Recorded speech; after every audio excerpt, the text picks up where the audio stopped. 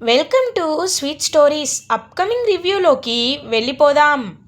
విశ్వనాథం, సుధా, జయ ముగ్గురు కలిసి విజయేంద్ర ఇంటికి రీచ్ అవుతారు. రీచ్ అయిన తర్వాత కూడా ఇంటి లోపలికి రావాలి అంటే విశ్వనాథంకి కాస్త ఈగోయిస్టిక్గా కొంచెం షైగా అనిపిస్తుంది. ఎందుకంటే నేను ప్రీతి శ్రీమంతం రోజు వాళ్ళు మన ఇంటికి వచ్చి మరీ మనల్ని ఇన్వైట్ చేశారు. కానీ ఈరోజు నా కూతురి ఎంగేజ్మెంట్ రోజు వీళ్ళందరితో కలిసి నేను ఎంగేజ్మెంట్ జరుపుకోవాలని వీళ్ళు నన్ను చులకనగా చూస్తున్నారు. అందుకే పలకరించడానికి కూడా ఎదురు ఎవరు రాలేదు అని కాస్త షైగా ఫీల్ అవుతూ ఉంటే, కరెక్ట్గా కార్ దిగ్గానే విజయేంద్ర ప్రతాప్ ఫ్యామిలీ మొత్తం ఇంకా అలా కిందకి వచ్చి ఎదురు వచ్చి మరి విశ్వనాథం వాళ్ళ ఫ్యామిలీని రిసీవ్ చేసుకుంటారు. అదంతా చూస్తూ సుధా చాలా హ్యాపీగా ఫీల్ అవుతారు. ఇదిగోండి మీరేమన్నారు, కానీ చూసారా మా అన్నయ్య వాళ్ళు ఎలా మిమ్మల్ని రిసీవ్ చేసుకున్నారు అని చాలా హ్యాపీగా ఫీల్ అవుతారు. అలా ఇంకా లోపలికి తీసుకువెళ్తారు. ఇంకా అందరూ చాలా అంటే చాలా సంతోషంగా ఫీల్ అవుతూ ఉంటే, డమ్మీ చిన్నిని లోపలికి తీసుకువెళ్ళి పట్టు శారీ కట్టి పెళ్లి కూతుర్లా ఎంగేజ్మెంట్ కాబట్టి రెడీ చేస్తూ ఉంటారు. కరెక్ట్గా అదే టైంకి ఇంకా అలా అందరినీ చూస్తూ ఉంటుంది ప్రమీల. శకుంతల కూడా దూరం నుండి గమనిస్తూ ఉంటుంది. అప్పుడే అవును, ఈ పాపిడి బిళ్ళ పెట్టుకుంటే ఇంకా బాగుంటుంది అని చెప్పి పెడుతూ ఉంటే, లేదు ఈ పాపిడి బిళ్ళ దీనిపైకి మ్యాచ్ అవ్వలేదు అని అంటుంది. అలా అయితే మ్యాచ్ అయ్యేది నా దగ్గర ఉంది, నేను తీసుకొస్తాను అని పాపం ప్రమీల చాలా జెన్యూన్గా హోల్ హార్టెడ్గా వెళ్ళాలి అని అనుకుంటే, ఆగండి ఎక్కడికి వెళ్తున్నారు మీరు, అయినా మీ పాపిడి బిళ్ళ నేను పెట్టుకుంటే మీ దురదృష్టం నాకొస్తుంది అని కావాలనే పాయింట్అవుట్ చేస్తుంది డమ్మీ చిన్ని. ఒక్కసారిగా అది విని ఇంకా గంగకైతే చాలా కోపం వస్తుంది. అక్కడే ఉన్న శకుంతల అయితే జయ అని చెప్పి కొట్టడానికే చెయ్యెత్తుతుంది. ఇంకా వెంటనే అలా ఆగిపోతుందన్నమాట. జయ అయితే శకుంతల జయ వైపు చూస్తూ, చూడు ఎంతైనా మనిషికి సంస్కారం ఉండాలి, సంస్కారవంతమైన మాటలు మాట్లాడాలి. ఇంత చిన్న వయసులోనే ఇంత కుసంస్కారంగా నువ్వు మాట్లాడుతున్నావంటేనే నువ్వు పెరిగిన విధానం, నిన్ను పెంచిన విధానం ఎంత బాగా ఉందో అర్థమవుతుంది. అయినా అనాథ శరణాలయంలో పెరిగిన నీకు ఇలాంటి విలువలు ఎక్కడ తెలుస్తాయి? ఒక మనిషి ఎలా మాట్లాడితే బాధపడతారు, ఎలా మాట్లాడితే సంతోషపడతారు, ఎలా మాట్లాడితే నొచ్చుకోకుండా ఉంటారు అనే కనీస జ్ఞానం కూడా నీకు లేకుండా చేసి నిన్ను దూరం చేసుకున్న మీ అమ్మా నాన్న ఒక పెద్ద పతి మంచోళ్ళు, నువ్వేమో ఇలాంటి దానివి అనేసరికి అత్తయ్య అని అంటారు రుద్ర. వెంటనే అలా ఇంకా రుద్ర వైపు చూస్తూ ఉంటుంది శకుంతల. అత్తయ్య, నేను మీకు ఒకటి చెప్పనా, ఇప్పుడు వాళ్ళు మనలా బిహేవ్ చేశారని మనం కూడా వాళ్ళలాగే బిహేవ్ చేస్తే వాళ్ళకి మనకి తేడా ఏముంటుంది? మన సంస్కారం ఎక్కడి వరకు నిలబడుతుంది? తన సంస్కారం అక్కడి వరకే. మీరు తనని మాత్రమే తిట్టండి. ప్రమీల విషయంలో జయ నోరు జారి మాట్లాడడం 100% తప్పు. ఆ తప్పుని తప్పు అని చెప్పండి. అంతేకాని సంబంధం లేని జయ అమ్మా నాన్న అయినా సుధా అత్తయ్యని, విశ్వనాథం మావయ్య గారిని అనాల్సిన అవసరం లేదు. మీరు మొదట్లో అన్నారే కుసంస్కారం ఉందని, అది కరెక్టే. కానీ తర్వాత అన్న మాటలు కరెక్ట్ కాదత్తయ్యా. చూడు జయ, నీకు ఒకటి చెప్తున్నాను విను. ఎదుటి వాళ్ళ గురించి మాట్లాడే ముందు నీ గురించి నువ్వు తెలుసుకోవాలి. మా ప్రమీలకి తన భర్త చనిపోయి ఉండొచ్చు, బాను తనకి తోడుగా లేకపోయి ఉండొచ్చు. కానీ బాను లేని లోటుని ఇదిగో ఉమ్మడి కుటుంబంగా మేమందరం తన్ని ఎంతో బాగా చూసుకుంటున్నాం. అది మాత్రమే కాదు, ఇంకా చాలా చెప్పాలి. ప్రమీల తన సొంత కాళ్ళపై నిలబడి తనంతట తానే ఒక సూపర్ మార్కెట్ని తన చేతులతో నడిపిస్తోంది. తను చెప్పిన మాటే అక్కడ 10 మంది చేయి కట్టుకొని వింటారు. కానీ నీలా ఎలాంటి టాలెంట్ లేకుండా తను ఊరికే తినేసి కూర్చోవటం లేదు కదా అని అంటారు Rudra. What do you mean? అంటే అంటే నేను వేస్ట్ అంటున్నావా? నాకేమి చేత కాదంటున్నావా? ఈ విషయం ఇప్పుడే మా నాన్నతో చెప్తాను.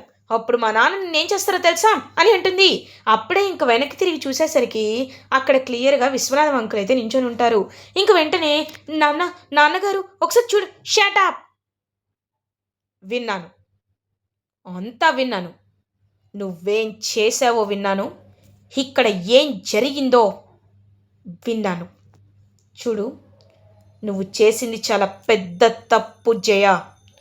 నీలో ఇంతటి కుసంస్కారం ఉందని నిజంగా నేను ఎక్స్పెక్ట్ చేయలేదు.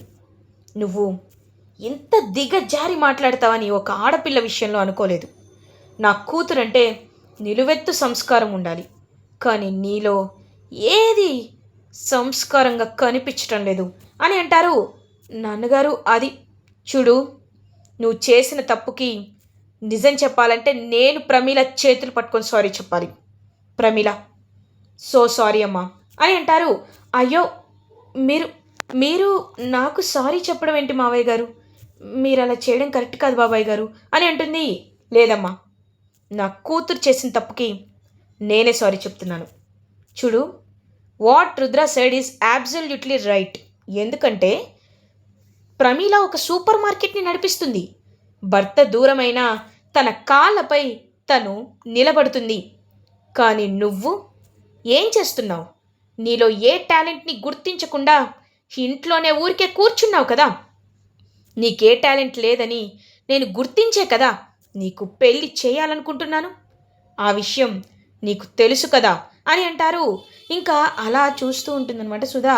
ఏమండి, ఇప్పుడు అదంతా చెప్పాలి సుధా, చెప్పాలి. ఇలాంటి వాళ్ళకి చెప్పి తీరాలి. అప్పుడే ఎవరితో ఎలా బిహేవ్ చేయాలో ఇలాంటి వాళ్ళకి అర్థమవుతుంది. చూడు, నేను నీ తరపున సారీ చెప్పాను. ఇంకొకసారి ఇలాంటి మిస్టేక్ని రిపీట్ చేయొద్దు అని చాలా గట్టిగా చెప్పి ఇంకా అలా అక్కడి నుండి అయితే వెళ్ళిపోతారు. ఐఎమ్ సారీ అక్క అని అంటుంది. పాపం కన్నీళ్ళు తుడుచుకుంటూ అక్కడి నుండి వెళ్ళిపోతుంది ప్రమీల. ఇంకా అలా శకుంతల అయితే ఆలోచనలో పడుతుందన్నమాట. సరే సరే, ఇంకా అందరూ వెళ్ళండి వెళ్ళండి అని చెప్పి అందరినీ పంపించేస్తూ ఉంటే రుద్ర వీరు దగ్గరికి వస్తాడు. చూడు వీరు, నువ్వు ఎన్ని ప్రయత్నాలు చేసినా అది ఇంటికి చెడవుతుందేమో అని అనుకుంటున్నావు, కానీ నీకు తెలియకుండానే నువ్వు మంచి చేస్తున్నావని నీకు తెలియట్లేదు వీరు. I'm very very proud of you man అని చెప్పి అక్కడిని వెళ్ళిపోతాడు. ఇదేంటి, నేనేం చేస్తున్నాను, ఈయనేం మాట్లాడుతున్నాడు, ఈ బావేంటి ఇలా మాట్లాడుతున్నాడు, నాకేం అర్థం కావట్లేదే, ప్రౌడ్ అంటున్నాడేంటి అని ఏం ప్లాన్ చేస్తున్నాడా అని టెన్షన్తో గిలగిలా కొట్టుకుంటూ ఉంటాడనమాట. అలా వీరు అయితే ఇంకా అలా ఎంగేజ్మెంట్ హ్యాపీగా జరుగుతూ ఉంటే కరెక్ట్గా అదే టైంకి వీరు దగ్గరికి, ఐ మీన్ వాళ్ళ ఇంటికి స్కెచ్ ఆర్టిస్ట్ రామనాథం వస్తారు.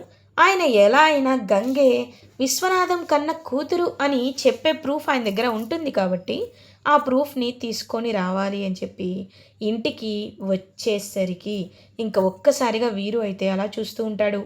ఏంటి మీరు వచ్చారు అని అంటారు. అంటే అది అని అంటారు. ఏంటి చేతిలో, ఏంటది అని అడుగుతారు. ఇక్కడ స్కెచ్ వేయాలంటే వచ్చాను బాబు అని అంటారు.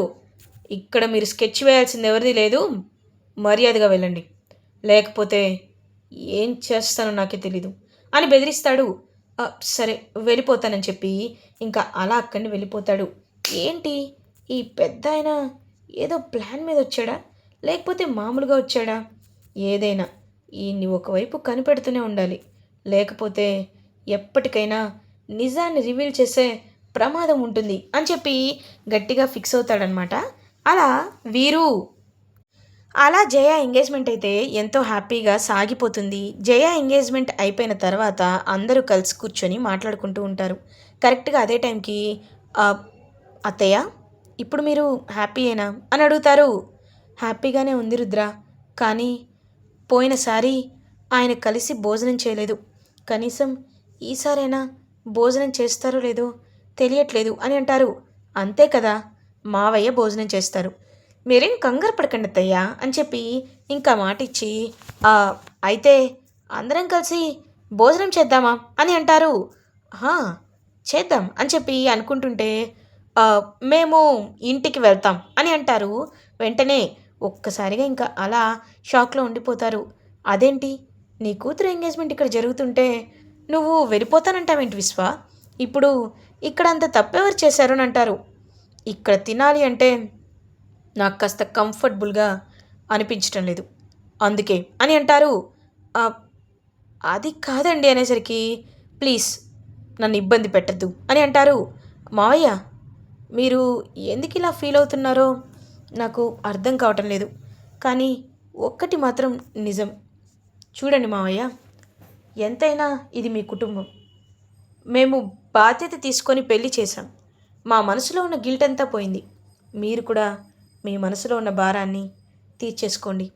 అప్పుడు మాత్రమే మీరు సంతోషంగా ఉంటారు" అని చెప్పేసరికి ఇంకా అలా రుద్ర మాటల్ని వింటూ ఉంటారనమాట. వెంటనే వింటూ, నిజమే, వీళ్ళు నా కోసం ఇంత దిగి వచ్చి పెళ్ళి చేయడానికి కూడా సిద్ధపడ్డారు. కానీ నేనే ఇంకా నా మనసులో ఉన్న ఆ కోపాన్ని వీళ్ళపై చూపిస్తూనే ఉన్నాను. లేదు, అలా చేయకూడదు అని మనసులో అనుకుంటూ ఇంకా వాళ్ళతో కలిసి కూర్చొని భోజనం చేయడానికి రెడీ అవుతారు. సో అందరూ ఎంతో అంటే ఎంతో హ్యాపీగా కలిసి కూర్చొని భోజనం చేస్తూ ఉంటే అదంతా చూస్తూ వీరు చాలా జెలస్గా ఫీల్ అవుతాడు. "విజయేంద్ర, నువ్వు ఇలా కలిసి కూర్చొని భోజనం చేస్తున్నా నీ మనసులో ఇంకొద్ది రోజుల్లో చాలా పెద్ద అలజడినే నేను తీసుకొస్తాను. ఖచ్చితంగా తీసుకొస్తాను" అని చెప్పి చాలా అంటే చాలా గట్టిగా ఫిక్స్ అయిపోతాడు వీరు. ఇలా ఎపిసోడ్ ఎండ్ అవుతుంది. ఫర్దర్ ఎపిసోడ్ రివ్యూస్ ముందుగా మీకు కావాలి అనుకుంటే మా ఛానల్ని సబ్స్క్రైబ్ చేసుకోండి. Thanks for watching.